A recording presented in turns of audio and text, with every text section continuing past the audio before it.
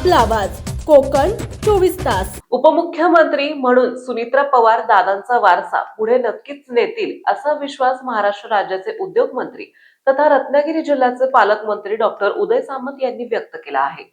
अर्थात आतापर्यंत विरोधातले टीका करत होते, पण आता माहिती पक्षातलेच नेते रामदास कदम यांनी टीका केलेली आहे। म्हणजे अगदी त्यांनी सुनील तटकरेंना लक्ष करत म्हटलेलं आहे की सुनील तटकरे विश्वासघाती आहेत किंवा जर 10 दिवस थांबले असते तर काही फरक पडला नसता का, किंवा अगदी शरद पवार पक्षात ताबा घेतील या भीतीने या सर्व घडामोडी केल्या असं म्हणत त्यांनी थेट सुनील तटकरेंना लक्ष केलं।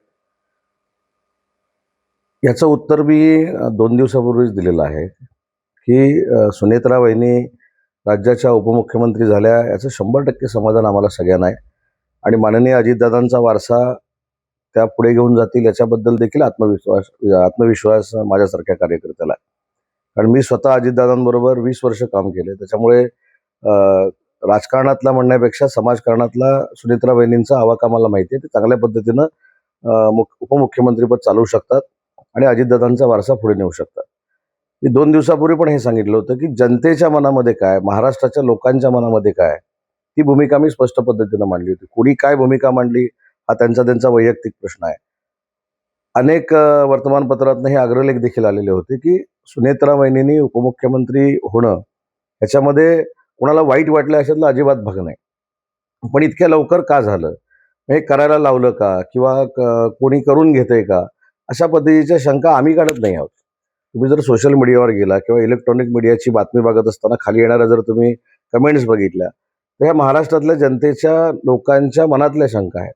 त्याच्यामुळे बाकी कुणी काय म्हटलं याच्यावर मला बोलण्याचा अधिकार नाही, परंतु सुनेत्रा वहिनी उपमुख्यमंत्री झाल्या याचं मनापासून माझ्यासारख्या कार्यकर्त्याला समाधान आहे, कारण त्यांच्यासमोरच मी राजकीय मोठा झालो आणि अजितदादांचा वारसा त्या नक्की पुढे घेऊन जातील हा देखील विश्वास आहे। एकूणच शिवसेना म्हणजे शरद पवारांची बाजू घेताना दिसते, कारण प्रताप सरनाईकांनी देखील वक्तव्य केलं, रामदास भाईंनी देखील तसं वक्तव्य केलं, त्यामुळे कुठेतरी राजकीय घडामोडी पाहता बाजू नाही, इथं शरद पवार साहेबांची बाजू घेण्याचा प्रश्नच येत नाही। बघा, शरद पवार साहेबांची बाजू घेण्याएवढे म्हणजे मी माझं वैयक्तिक सांगतो, आम्ही काही मोठे नाहीत, कारण त्यांनी देशाचं नेतृत्व केलेलं आहे।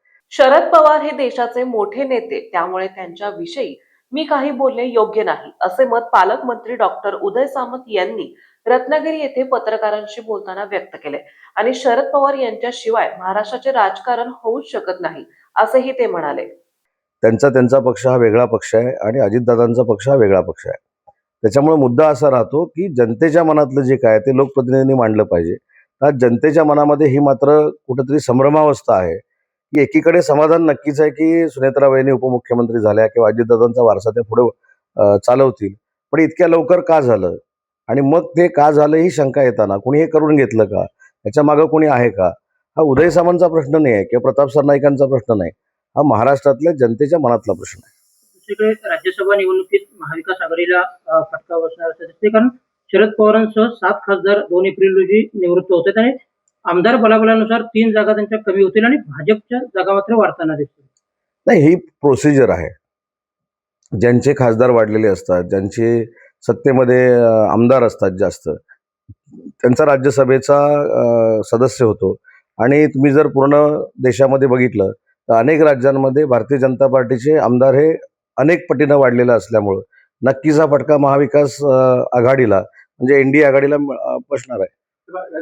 शरद पवारांनी पुन्हा संपर्क असेल पुन्हा निवडणूक किंवा राज्यसभेत जावं अशी इच्छा महाविकास आघाडीने व्यक्त केली पाहिजे, कसं होतं आम्ही त्यांना निवडून आणू, मतांचा कुठं आमच्याकडे याचं संजय राऊत म्हणाले त्यांना झोळी पसरावी लागणार नाही। एक पहिली गोष्ट अशी आहे की शरद पवार साहेबांनी गेली 57-58 वर्ष या महाराष्ट्रातल्या राजकारणामध्ये सक्रिय सहभाग दर्शवलेला आहे आणि या महाराष्ट्राचं राजकारण शरद पवार साहेबांशिवाय होऊ शकत नाही, ही काळ्या दगडावरची रेघ आहे।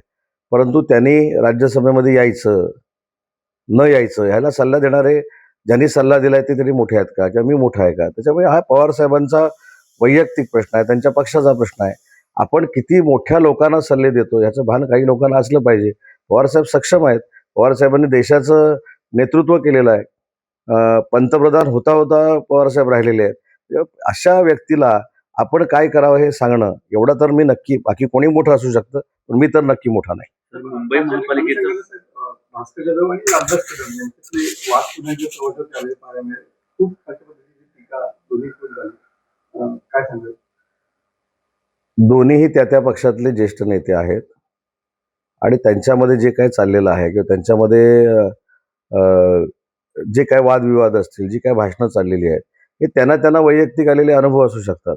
पण रामदासभाई कदम हे शिवसेनेचे नेते आहेत आणि शिवसेनेच्या नेत्याबद्दल असं बोलणं योग्य नाही. तर विट्स हॉटेल प्रकरणी संजय शिरसाटांच्या अडचणीत वाढ होण्याची शक्यता आहे, कारण राज्य सरकारकडून चौकशी समितीत बदल करण्यात आला असून चौकशी विभागीय आयुक्तांकडे सोपवण्यात आलेली आहे. आता चौकशी विभागीय आयुक्तांकडे सोपवली काय किंवा अन्य कोणाकडे सोपवली काय, चौकशीतनं सगळं निष्पन्न होईल ना. चौकशीतनं निष्पन्न व्हायच्या अगोदर आपण स्टेटमेंट करणं हे योग्य नाही. तर मुंबई महानगरपालिकेमध्ये एकमेव शरद समंदर की गोद में पला है तू,